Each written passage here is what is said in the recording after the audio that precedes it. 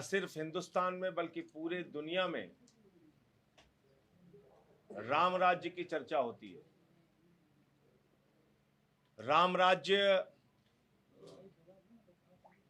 एक ऐसा राम राज्य का मतलब एक ऐसा राम राज्य है जिसमें आम आदमी की जिंदगी में खुशहाली हो, एक ऐसा राम राज्य जिसमें लोग भयमुक्त होकर अपना जीवन खुशहाली के साथ जी सकें और प्रभु श्री राम के आशीर्वाद से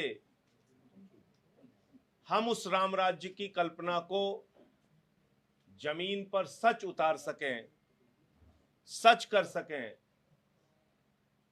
ऐसी हमारी कोशिश और हमारा प्रयास है। और इसीलिए दिल्ली में जहां पर आम आदमी पार्टी की सरकार चल रही है, आम आदमी के हक में चाहे बिजली हो, चाहे शिक्षा हो, चाहे स्वास्थ्य हो, चाहे माताओं बहनों की बस की फ्री यात्रा हो, चाहे पानी फ्री देने की बात हो, यानी आम आदमी की सुविधाओं का सबसे पहले ध्यान रखा गया और उसको जो बेहतरीन से बेहतरीन सुविधा दी जा सकती है, राहत दी जा सकती है, वो काम हमने करके दिखाया है। तो एक ऐसा मॉडल प्रस्तुत किया है जिसकी चर्चा आज न सिर्फ हिंदुस्तान में बल्कि दुनिया के दूसरे देशों में हो रही है, शिक्षा में, स्वास्थ्य में, बिजली में, पानी में। और यही प्रयास उत्तर प्रदेश में भी हम लोग कर रहे हैं। हमसे कई बार लोग पूछते हैं आपका वोट बैंक क्या है, तो मैं बहुत साफ तौर पे कहता हूं हमारा कोई वोट बैंक नहीं है। जिसको अपने बच्चे के लिए अच्छी शिक्षा चाहिए वो हमारा वोट बैंक है। जिन नौजवानों को नौकरियां, रोजगार चाहिए वो हमारा वोट बैंक है। जिन परिवारों को फ्री बिजली चाहिए, फ्री पानी चाहिए, फ्री इलाज चाहिए, वो हमारा वोट बैंक है। माताओं बहनों की सुरक्षा एक बड़ा मुद्दा है, उसके आधार पर लोग हमें वोट करें। इसलिए अयोध्या आने के पीछे एक बड़ा मकसद दिल्ली के मुख्यमंत्री का प्रभु श्री राम का आशीर्वाद लेके राम राज्य की जो कल्पना है उसको जमीन पर कैसे सच करके दिखाया जाएगा, वो भी एक मनसा, कोशिश और प्रयास हमारा रहेगा।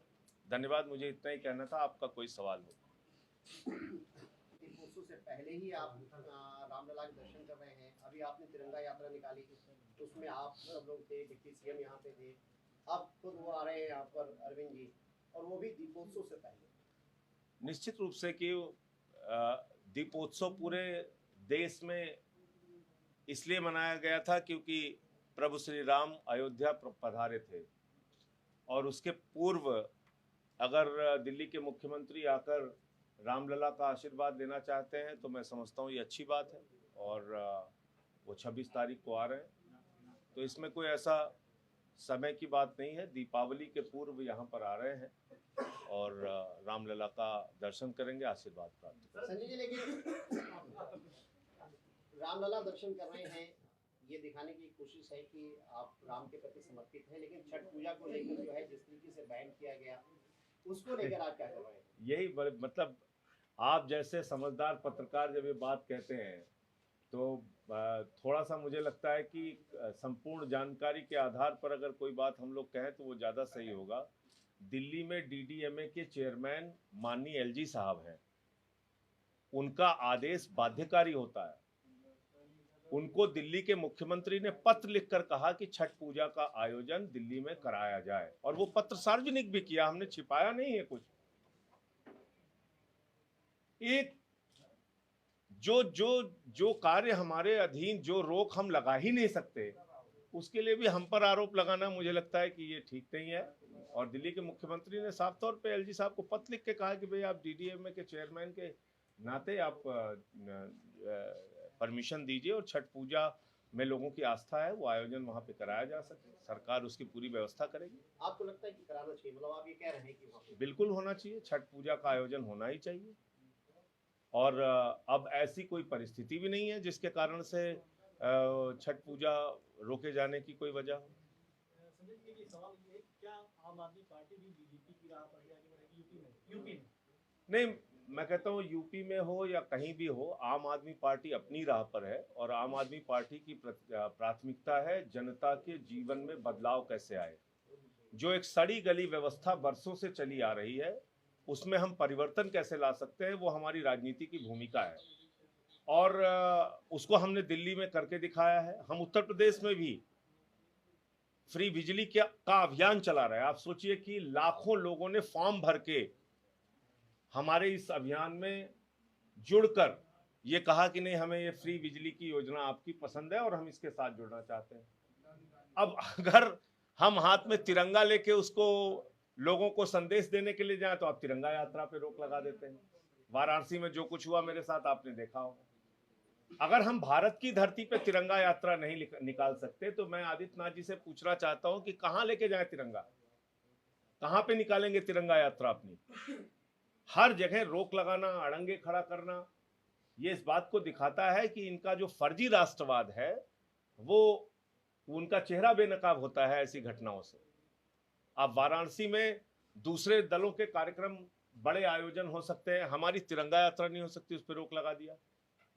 परसों बस्ती में कल बस्ती में कार्यक्रम था, परसों वहां रोक लगाया, फिर रात में 12 बजे अनुमति दी। आज गोंडा में कार्यक्रम था, सोचिए आप 12 बजे का कार्यक्रम और अनुमति मुझे दी जा रही है 1:30 बजे।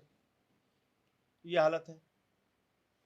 तो इस तरह से जो विपक्षी दलों के प्रति एक दुर्भावना से शासन चलाना, मैं समझता हूं कि ये लोकतंत्र के लिए अच्छी बात नहीं है और आदित्यनाथ जी को अपना ये रवैया बदलना चाहिए।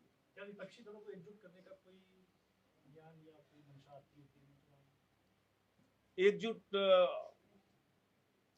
मुद्दों के आधार पर अपने अपने, जैसे किसानों का मुद्दा आया लखीमपुर का, उसमें तमाम विपक्षी दलों ने एक स्वर में वही बातें बोली जो कि जायज थी, किसानों के हक में थी। राजनीतिक गठबंधन तो दलों की इच्छा के ऊपर है, वो किससे चुनावी गठबंधन करते हैं नहीं करते हैं।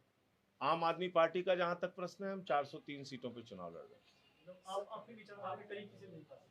नहीं, मैं ऐसा कोई किसी अहंकार में नहीं हूँ इस तरह के, लेकिन मैं ये मानता हूँ कि हमारे पार्टी का शीर्ष नेतृत्व भी यही मानता है कि हमारा जो भी जनाधार है, जो भी संगठन है, उसके आधार पर हमें सभी